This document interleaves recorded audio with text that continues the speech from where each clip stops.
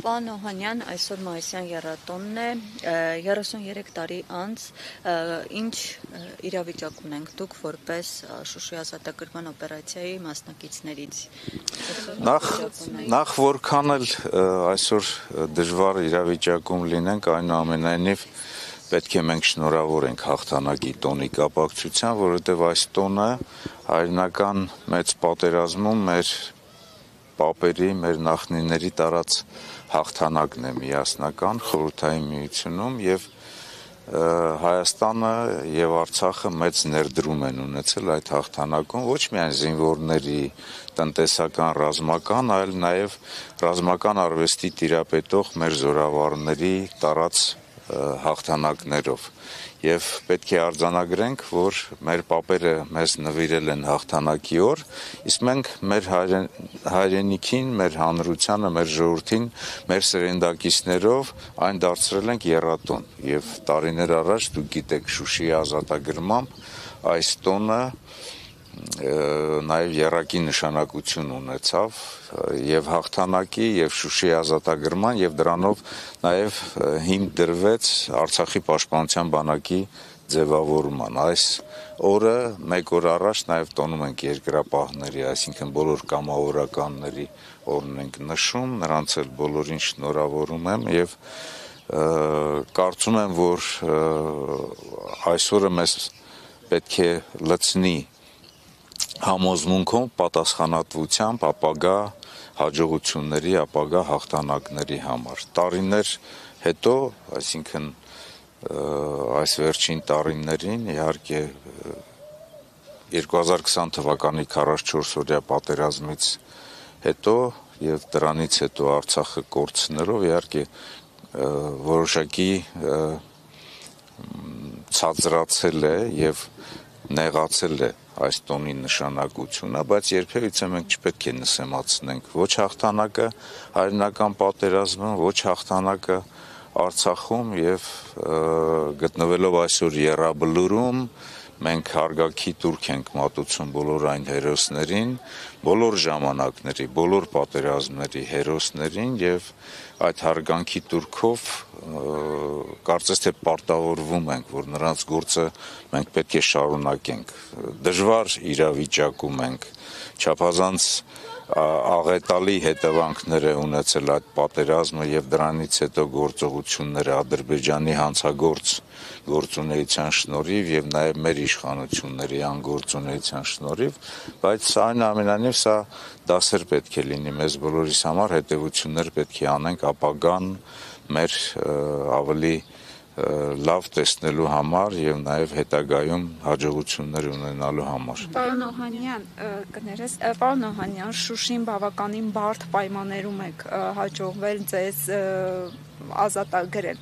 Այդ հաղթանակի եւ գրավականը եւ ֆենոմենը որն էր, ինչպես հաջողվեց ազատագրել Շուշին, որը Ադրբեջանի օկուպացիայի տակ էր, եւ ինչպես մասնագետներն են նշում, բարձունքում իրենք էին եւ եթե մի քիչ ուժեղ լինեին, իրենք կպահեին։ Գիտեք, նախկինում շատ հպարտորեն էինք խոսում, հիմա դժվար է խոսել, բայց այնուամենայնիվ ես պետք է արձանագրեմ հետեւյալը, որ մեր պատմությունից մենք չենք կարող հեռանալ եւ երբ Արցախի ինքնորոշմանը Ադրբեջանը պատասխանեց պատերազմով, Արցախի ներսում գտնվող բնակավայրերը, քանի որ խորհրդային միության կողմնակալ քաղաքականության պայմաններում Ադրբեջանը բոլոր Արցախի շրջանները իրար կապող ճանապարհներին ադրբեջանական բնակավայրեր էր կառուցել Արցախյան ազատամարտի ժամանակ առաջին որտեղ չկային այդ բնակավայրեր կառուցվեցին, որտեղ էլ կային այդ բնակավայրերը հզորացան եւ այնուհետեւ նրանք վերածվեցին հզոր ռազմական հենակետերի, որտեղից անընդհատ ճնշում էր գործադրվում հայկական բնակավայրերի վրա, հրթիռակոծություն էր տեղի ունենում։ Շուշիից ամեն օր հրթիռակոծվում էր մայրաքաղաքը Ստեփանակերտը, ժողովուրդը գտնվում էր նկուղներում եւ դժվար էր չափազանց իրականացնել ժողովրդի կենսագործունեությունը, պետականաշինությունը եւ պետության կառավարումը։ Դրա համար որոշում ընդունվեց ներքին այդ ճակատներից ռազմական հենակետերից ձերբազատվել։ եւ այդպիսի մի նաեւ բնակավար Շուշին էր եւ կարող եմ ասել, որ Շուշիի ազատագրման եւ հաջողության ֆենոմենը կայանում է նրանում, որ հայ ժողովուրդը չափազանց մոտ լինելով պայքարի ոգու, գաղափարական պատրաստականության, հայրենասիրության, գումարած դրան նաև ռազմական արվեստին տիրապետելուն, կարողացավ ժամանակակից ռազմական արվեստի համաձայն պլանավորել եւ իրականացնել Շուշիի օպերացիան։ Այն մեծ նշանակություն ունի։ Նախ եւ առաջ պատմական առումով վերականգնվեց արդարությունը եւ հայ ժողովուրդը տիրացավ Շուշիի բարձրավանդակին, երկրորդը ռազմական առումով ով տիրապետում է Շուշիի բարձրունքներին եւ ընդհանուր առմամբ Արցախի բարձրունքներին, նրանց համար մեծ այսպես հնարավորություն եւ մեծ հեռանկար է սպասում ռազմական հաջողությունների համար։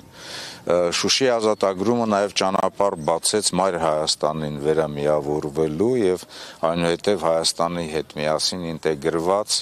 իր զարգացումը եւ անվտանգությունը ապահովելու համար կոնկրետ մարտավարական առումով այնտեղ հրամանատարներն ու ստորաբաժանումների ջոկատների զինվորները պարզապես իրենց քաջագործությունների շնորհիվ մագլցելով այդ բարձրունքները, այդ ժայռերն ի վեր կարողացան հաղթանակ տոնել հենց Շուշիում։ Դա հպարտություն էր ոչ միայն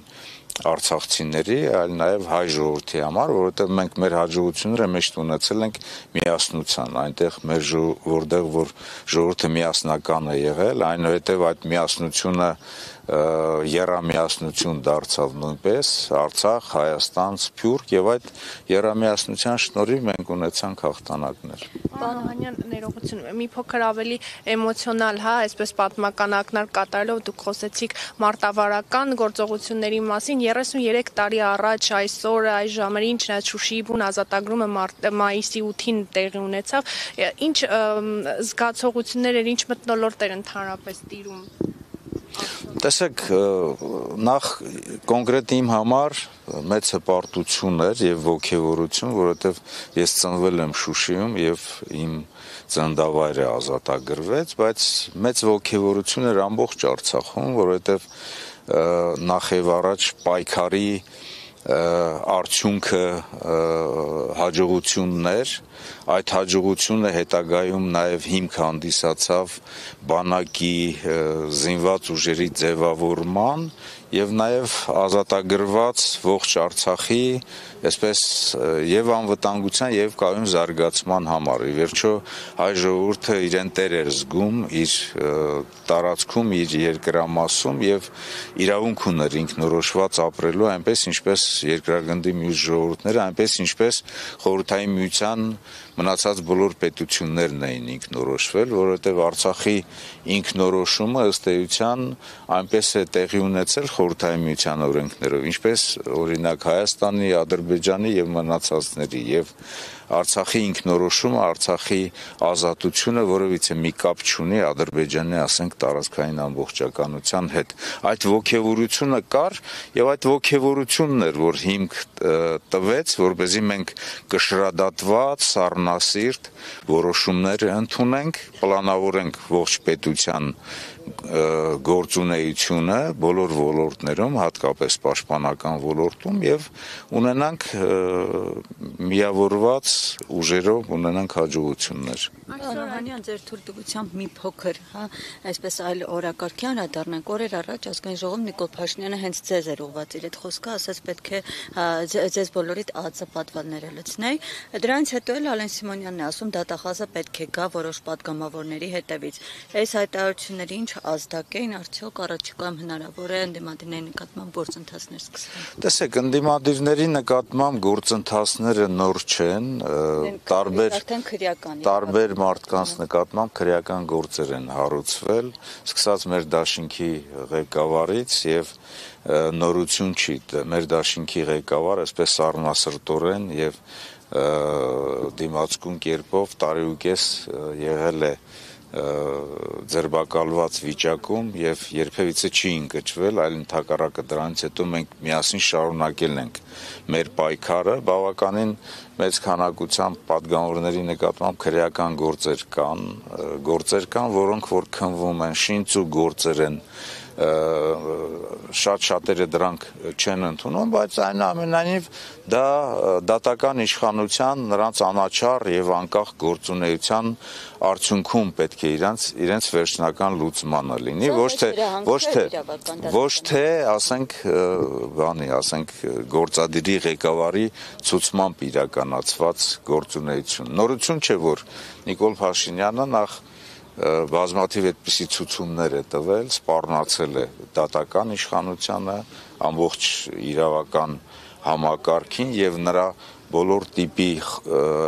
խոսույթի վերջնարդյունքում մենք ունեցել ենք նաեւ ուժային կառույցների համապատասխան գործունեություն, բայց միևնույն ժամանակ էլ մենք պետք է հասկանանք հետեւյալը, որ նախ դա երկրի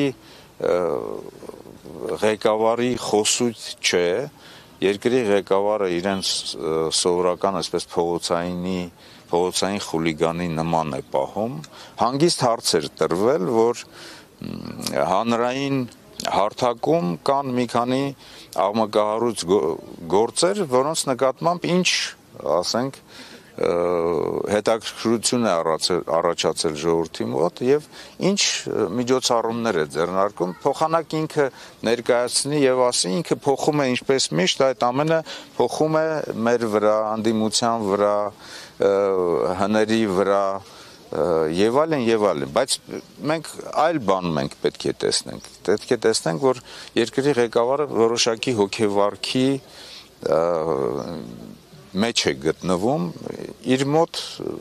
սովորաբար այդպիսի հիստերիաներ են առաջանում, երբ որ ինքը կորցնում է իր հավասարակշռությունը, գիտելիքի, գիտության, գիտակցության մթագնություն է տեղի ունենում եւ այդ ամեն ինչը վերածում է հիստերիայի եւ տեսակ չէ, որ երկրի ղեկավարը ինչպես էր ձեռք թափ տալիս, մարդ թափ տալիս, ինչպես նախկինում, չգիտեմ, տարբեր ժեստերով խոսում, վիրավորում, դու երկրի ղեկավար ես, բոլոր այսպես կառույցները քո ենթակայության տակ են, ինչ իմաստ ունի, որ երկրի ղեկավարը ինքն է ձեռք թափ տալիս եւ այլն։ Կտեսնենք, թե իշխանափոխությունից հետո ինչպես է ինքը ձեռք թափ տալու կամ մեր նման այսպես ազատ առանց որևիցե մի այսպես պահակախմբի քայլելու մեր երկրի վրա։ Կարծում եմ, որ այս հոգեվիճակը, որում գտնվում է Նիկոլ Փաշինյանը եւ կարելի ասել նաեւ նրա կողմնակիցները, խոսում է նրա մասին, որ իրենք կորցրել են հավասարակշռությունը եւ օրըստօրե կորցնելով իրենց ռեյտինգը, կորցնելով իրենց արժանինքները, չնայած արժանինքներ չեն ունեցել, կամաց գիտակցում են, որ իշխանության վերջը գալիս է եւ այն ամենի համար, ինչ տեղի է ունեցել եւ Արցախում եւ Հայաստանում, իրենք պատասխան են տալու։